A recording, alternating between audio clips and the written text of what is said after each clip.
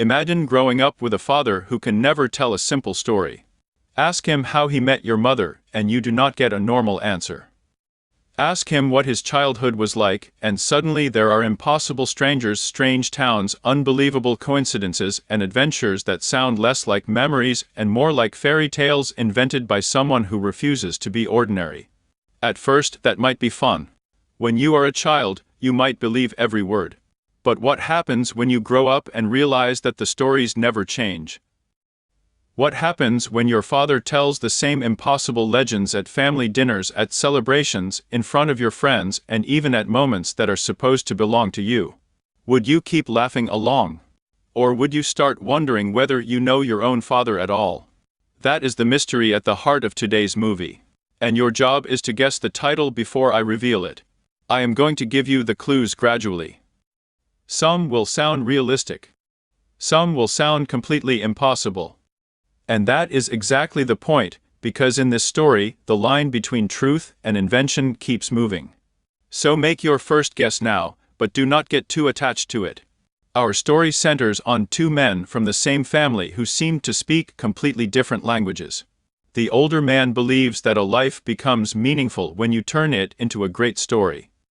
He does not describe the past in plain facts. He enlarges it. He reshapes it. He gives ordinary events a sense of destiny. In his version of the world, chance encounters feel magical, strangers become unforgettable characters, and every road seems to lead toward something extraordinary. The younger man has spent years hearing these stories. And he is tired of them. He does not want another legend. He wants facts. He wants dates, places, motives, mistakes, and the parts of a life that do not sound polished for an audience. He wants to know the person underneath the performance. That conflict has damaged their relationship for a long time. The son does not necessarily think his father is cruel. He does not even think the stories are boring. His problem is more personal than that. If every memory has been turned into a myth, then where is the real man? If everything is exaggerated, how can a son understand what his father truly felt, feared, regretted, or loved? Think about that for a second. Have you ever known someone who tells a story so well that you stop asking whether every detail is technically accurate? Maybe they make themselves a little braver than they were. Maybe the weather becomes more dramatic. Maybe the person they met was taller, stranger, funnier, or more mysterious than anyone could possibly be in real life. Now imagine that this is not one story. It is an entire biography. Still no title yet. Good. Let us make it stranger. According to the father, even his childhood contained a glimpse of something no child should be able to know. He tells of an encounter with a mysterious woman who could show people a vision connected to their own future. Other children are frightened by what they see. But for him, the experience has the opposite effect. Instead of making him cautious, it seems to free him. If you believed you already knew one unavoidable fact about the end of your life, would that make you afraid of everything else? Or would it make you fearless? In his version of events, the answer is obvious. He grows into the kind of person who expects the world to be larger than the place where he was born. His hometown begins to feel too small for him. So he leaves. That sounds normal enough. Young person leaves a small town to discover the world. Plenty of movies begin there. But this is where normality starts slipping away again. On the road, he does not simply find a travel companion. He meets someone whose size has made ordinary life almost impossible. The people around them see this person as frightening. Our storyteller sees someone lonely. Instead of treating him like a monster, he treats him like a friend. The two leave together because both of them, in different ways, have outgrown the places where they started. If that clue suddenly gave you an answer, hold on to it. But we are not done. Their journey eventually splits, and the storyteller takes the more dangerous-looking path. That choice leads him somewhere that feels almost too perfect. Picture a hidden little town where everyone seems relaxed, welcoming, and strangely certain that you should stay forever. No one appears to be in a hurry. The place feels separated from the normal rules of the outside world. It has the atmosphere of a dream you might want to enter and never leave. Most people would probably be tempted to stay. He is not. He likes the place, but he believes his story is supposed to continue. That is important. This is a man who is always moving toward the next chapter. He behaves as if a quiet life would be a kind of failure, not because quiet lives are bad, but because he cannot imagine himself inside one. He leaves behind people who are surprised that anyone would walk away from such comfort. And he promises, in one form or another, that his connection to this place is not finished. Now ask yourself, are we watching fantasy, or are we watching a man describe ordinary choices in the language of fantasy? That question will matter more and more. The son, meanwhile, is not interested in accepting any of this just because it sounds beautiful. He has heard too much beauty already. He wants evidence. Years of emotional distance have made him skeptical of every detail. When his father's health begins to fail, the son realizes that time is running out. If he wants answers, he may not have another chance. So the movie becomes more than a collection of strange adventures. It becomes an investigation. Not a police investigation. Not a conspiracy. Not a mystery with a hidden killer. It is a son trying to investigate his own family history. He starts looking for the pieces behind the stories. Were these people real? Did these places exist? Was there an ordinary event underneath each extraordinary version? And if the answer is yes, does proving the exaggeration wrong actually bring him closer to understanding his father? That is where this movie becomes tricky. Because the son begins with a simple idea, truth and fiction are opposites. One happened, the other did not, but the story keeps asking whether human memory is really that simple. A person can describe an event inaccurately and still communicate something emotionally true. A story can be impossible in its details and still reveal exactly how someone saw the world. The father does not seem interested in being remembered as a list of verified facts. He wants to be remembered as an experience. Does that make him dishonest? Or does it make him a storyteller? You can decide that for yourself while you keep guessing. Here comes another major clue. At one point in the father's legendary past, he becomes connected to a traveling show. Not because performing was his lifelong dream, but because he believes someone important to his future is somehow connected to that world. He sees a young woman and is immediately convinced that meeting her is not random.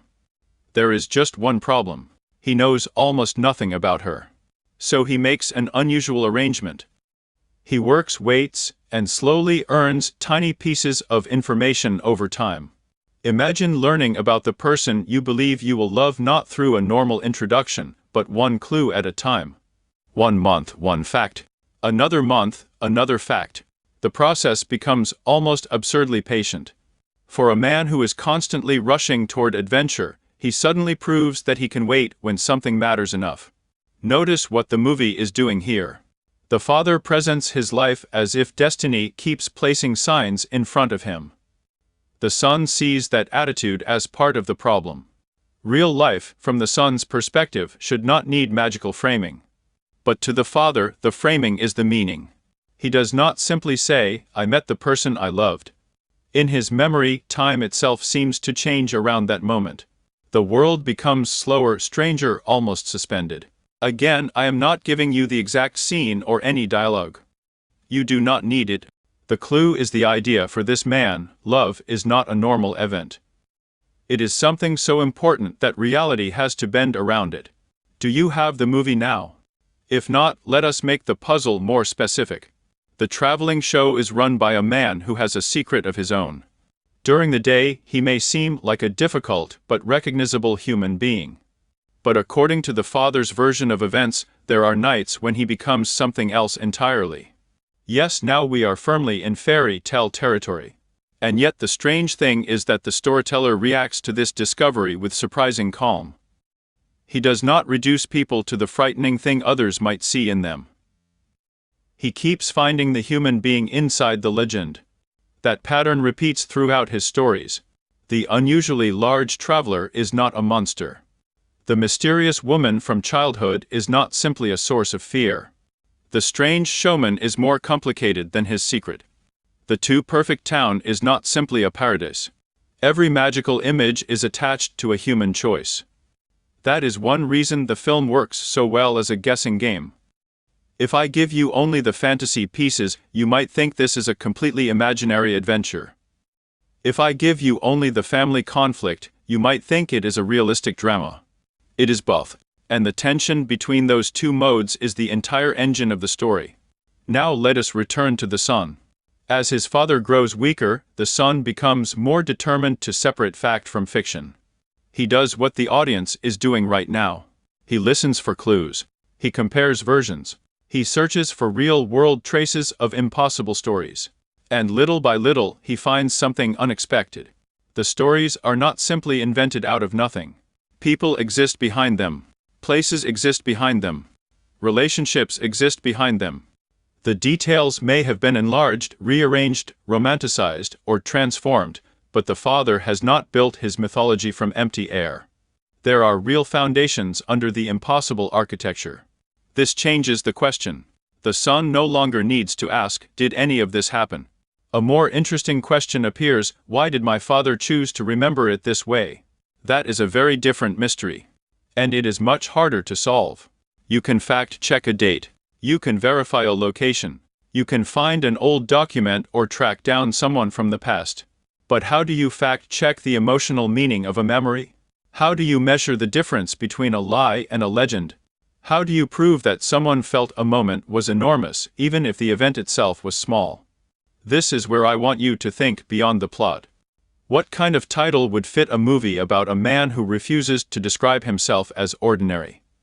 What kind of image would fit someone who always needs his life to feel larger than the world around him? Do not answer yet. There are still stronger clues coming.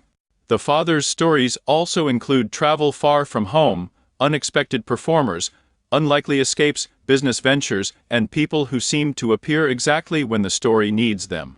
But I am deliberately keeping those details broad, because this is a riddle, not a replacement for the movie.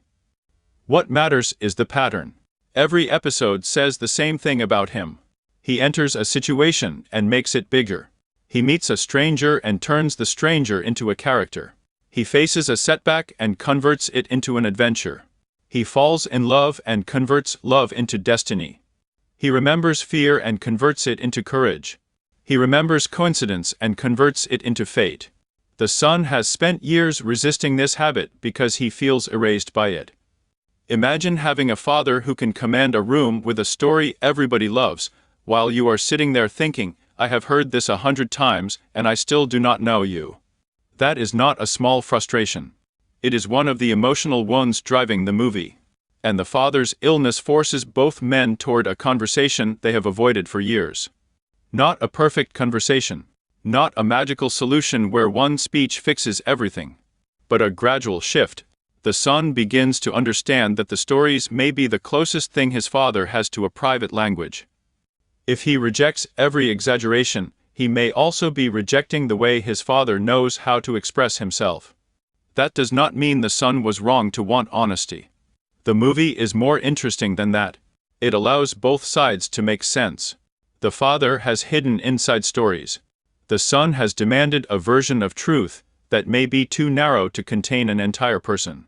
And now, with very little time left, they need to find a way to meet somewhere between those positions. If you are still guessing, here is a clue that should narrow the field dramatically. The movie repeatedly connects this man to water. Not in the sense of a sailor movie, and not because the story mainly takes place at sea. Water functions more like a symbol. It appears around beginnings, endings, memory, freedom, and transformation. Early in the family mythology, there is a legendary story involving an extraordinary catch. The details are so exaggerated that the son has probably heard them more times than he can count. It is exactly the kind of tale that makes him roll his eyes. But the image matters. Keep it in mind. A creature that cannot be easily contained. A storyteller who believes he cannot be easily contained. A life that always seems too large for the ordinary boundaries around it. Does the title begin to form in your mind? Maybe. Do not lock it in yet. One of the most important emotional turns comes when the son finally discovers that some of the people from his father's impossible past were not imaginary after all. They are real. Of course, reality does not look exactly like the legend. A person described in almost mythic terms turns out to be human-sized, humanly complicated, and connected to events in ways the son never fully understood. A place that sounded unreal has a history. A promise from decades earlier had consequences. The father did more in his life than simply tell stories about himself. He affected people. He helped some of them. He disappointed some of them. He left memories behind. And suddenly the son's investigation becomes less about catching his father in a lie and more about discovering the scale of a life he had dismissed as performance. That does not prove every detail. It proves something more subtle. There was truth inside the exaggeration. Now think about your own family stories. Maybe there is one everybody repeats. Maybe you know exactly when the punchline is coming. Maybe the oldest version and the newest version are not identical anymore. Maybe a detail has grown over 20 years because everyone likes the story better that way. At what point does a family memory stop being a record and become a myth? And if everyone understands what the myth means, is it useless because it is not perfectly accurate? That is the movie's game. The son thinks he is searching for the truth behind the stories. Eventually, he begins to see that the stories are part of the truth. And there is another clever reversal here. At the beginning, the father seems to be the one who refuses reality, while the son seems to be the practical adult demanding honesty. But as the mystery develops, you can ask whether the son has also created a simplified story of his own. In his version, the father is simply a man who exaggerates. That explanation is neat, rational, and incomplete. The more he investigates, the more difficult it becomes to fit his father into that single category. Maybe that is why the film stays with people.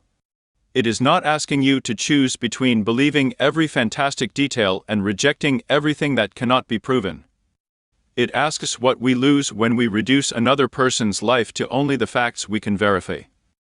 A record can tell you where someone went. A story may tell you what the journey felt like to them. So when you make your guess, pay attention not only to the strange creatures and impossible events. Pay attention to the structure. An adult child returns to a complicated parent, starts testing old family legends against reality, and discovers that the gap between fact and fiction is not as empty as he assumed. Now we are entering the final round of clues. If you know the answer already, see if the next details confirm it. If you do not, this is your best chance. The father has spent his life narrating himself as the hero of an enormous personal adventure. He tells of a childhood brush with prophecy. He travels with a man of extraordinary height. He discovers a dreamlike hidden community. He works around a traveling show while pursuing the woman he is convinced he is meant to love. The show's owner has a supernatural secret. The father's later adventures keep mixing ordinary history with impossible embellishment. And through all of it, his son grows increasingly unable to separate the man from the myth.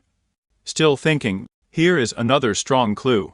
By the end, the son faces a situation where facts are no longer enough. His father, who has always been the storyteller, needs something from him. And the son finally does the one thing he resisted for most of his life. He joins the story. Instead of demanding a literal explanation, he creates one. He takes the language his father used for decades and speaks it back to him. That moment is the emotional key to the entire film. The son does not suddenly become gullible. He does not announce that every impossible claim was scientifically true. He simply understands what the stories were doing. They were giving shape to a life. They were turning fear into wonder. They were making death feel like a transformation instead of a disappearance. And the final imagined journey brings together the many figures who seemed for so long to belong only to fantasy. The people from the stories are there in spirit, as if an entire life is gathering at the edge of one last tale. Then comes the image that practically gives away the title. The father is imagined not as a man being reduced by age and illness, but as something that returns to the water and becomes impossible to hold. A creature too large for the usual story about endings. A creature connected to the exaggerated tale that has followed the family for years. Now you should have it. Before I reveal the answer, make your final guess. Think about the father who turns biography into folklore. Think about the skeptical son trying to separate truth from invention. Think about the giant companion, the hidden town, the traveling show, the strange secret of its owner, the almost mythic romance, and the repeated water imagery. Most of all, think about a man who refuses to live, or at least refuses to remember living, at an ordinary scale. Final answer in 3, 2, 1. The movie is Big Fish.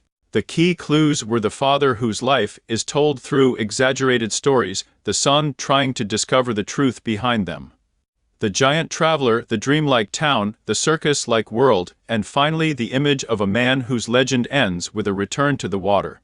The title fits the whole idea. Some lives become larger in the telling, and sometimes the story people remember is as important as the facts underneath it. Now tell me in the comments, which clue gave it away for you? Was it the father and son conflict, the giant, the traveling show, the hidden town, or did you need the final water clue before you knew the answer?